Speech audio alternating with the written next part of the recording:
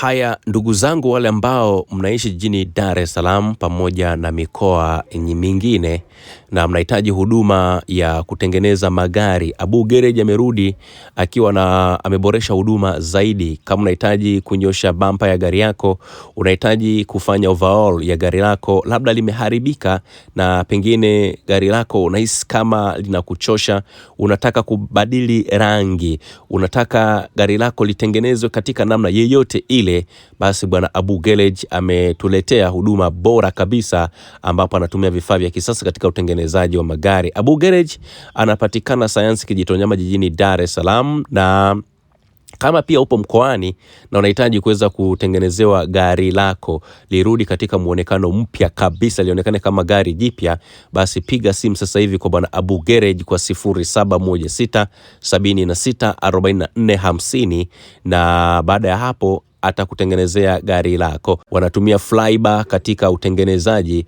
wa magari yao, unyoshaji wa mabampa pamoja na kupaka rangi za kisasa, rangi bora kabisa, halafu gari linaonekana kama limetoka kiwandani. Na Abu Garage anatupeleka moja kwa moja Mashariki ya Kati.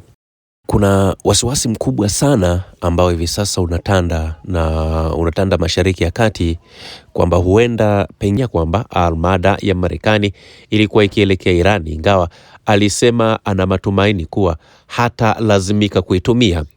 USS Abraham Lincoln iliondoka katika bandari yake ya nyumbani kule San Diego mwishoni mwa mwezi Novemba, ikiambatana na meli nyingine za kivita pamoja na vikosi vya anga kutoka kambi mbalimbali za kijeshi za Marekani, na kabla ya kusogea Mashariki ya Kati ilikuwa ikifanya operation katika bahari ya China ya Kusini hadi wiki iliyopita.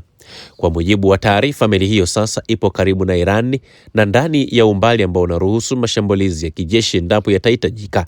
Ripoti zinaeleza pia kuwa manowari na meli za kivita ambazo zinabeba makombora ya Tomahawk zinaendelea kufanya operation katika eneo hilo.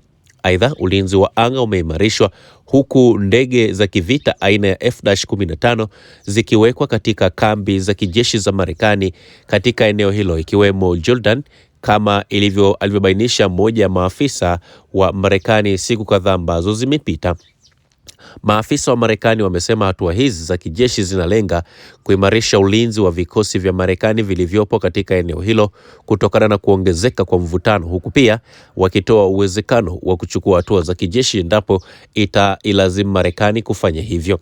Katika hatua nyingine, Urusi yenyewe imetishia mwisho wa dunia wa nyuklia. Ayatollah pia alifahamishwa kwamba nini ambacho kinaendelea na tayari amekwisha kuhamishwa katika makazi ya siri. Anaongoza kikosi cha kijeshi cha mapinduzi ambacho kilihusika katika kuzuia maandamano ambapo maelfu ya watu waliuawa. Alionya Marekani na Israel kuepuka kosa lolote la kimahesabu, na alizungumza akisema jeshi la walinzi wa mapinduzi ya Kiislamu na Irani upendwa, tuko tayari zaidi kuliko wakati mwingine wowote, na tumeshaweka kidole juu ya kitufe cha kufyatulia makombora tayari kutekeleza maagizo na maelekezo kutoka kwa amiri jeshi mkuu. Kwa mujibu wa taarifa, tunaona wanaharakati wa haki za binadamu, kuna shirika mojawapo ambalo makao yake makuu yapo Marekani, lilisema zaidi ya watu 5459 wameuawa katika maandamano ambayo yalifanyika, huku vifo vingine 17,031 vikiendelea kuchunguzwa. Trump amekuwa akitoa vitisho mara kwa mara vya kuingilia kati dhidi ya Iran kutokana na mauaji ya waandamanaji, ingawa alionekana kulegeza msimamo wake zaidi wiki moja iliyopita baada ya kusema amepewa uhakika kwamba mipango ya kunyongwa kwa wafungwa ilikuwa imesitishwa.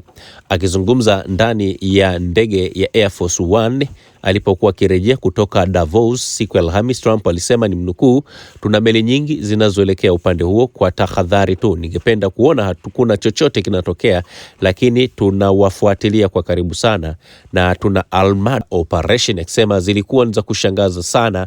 Vitu hivyo havikuonekana kabisa bila mwanga wa mwezi katikati ya giza la usiku. Kila bomu moja lililokuwa kubwa sana liligoma. Ni tangazo la vita kamili kinachoendelea Iran kwa sasa kipo katika hali ya tahadhari ya juu, alizungumza moja ya maafisa kutoka Iran. Akasema, tunaona mkusanyiko huu wa kijeshi na tunatumaini haulengi mapambano ya moja kwa moja, lakini jeshi letu liko tayari kwa hali mbaya zaidi.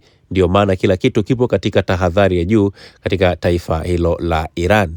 Na pia ripoti nyingine ilizungumza kwamba Iran yenyewe ilionya kwamba ipo tayari kuizamisha meli ya kubeba ndege za kivita za Marekani USS Abraham Lincoln kwa kutumia makombora ya kisasa ya hypersonic katika kile kinachoonekana kama ongezeko kubwa la vitisho vya kijeshi dhidi ya Marekani.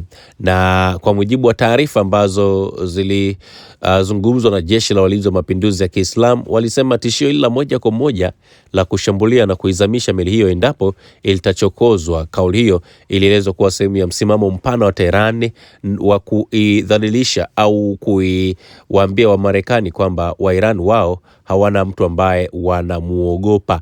Nifahamike hiyo meli hiyo ya kivita ya USS Abraham wakati mwingine ipo na kikosi cha mashambulizi ambacho kinafahamika kama Carrier Strike Group, na hiki kikosi cha Carrier Strike Group lenyewe huwa ni kikosi cha mashambulizi ambacho kinakuwa kipo kati.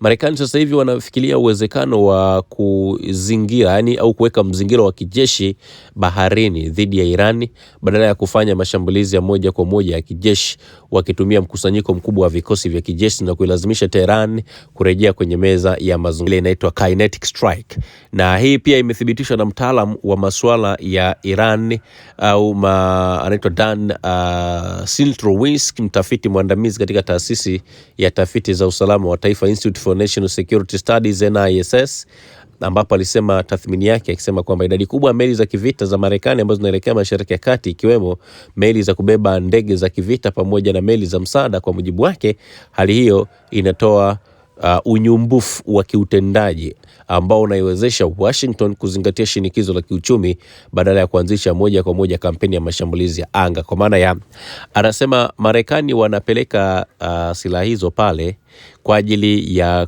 ni kama kutoa vitisho vya mashambulizi kwa Iran, ili Iran waseme jamani, tuko tayari kukaa katika meza ya mazungumzo, kwa sababu Marekani kama walikuwa na uwezo wa kufanya mashambulizi ya moja kwa moja, nadhani wangeweza kufanya hilo shambulizi. Na kwa mujibu wa Sintronowic, anasema uwepo mkubwa wa kijeshi unafungua milango ya chaguo zaidi ya mashambulizi ya anga pekee. Uwepo wa Marekani katika eneo la Ghuba unaruhusu nyumbufu wa kiutendaji ambao si lazima upeleke shambulio la kijeshi la moja kwa moja, bali unaweza pia kuelekea katika kuweka mzingiro baharini dhidi ya hiyo Iran.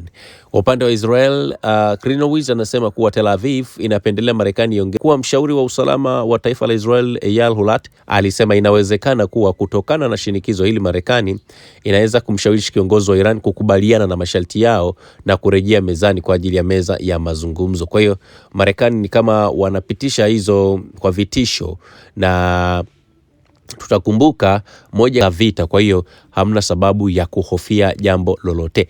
Hili ni eneo ambalo lilizungumza sana Ayatollah Khamenei. Usisahau kusubscribe, like na kubonyeza alama ya kengele. Asante.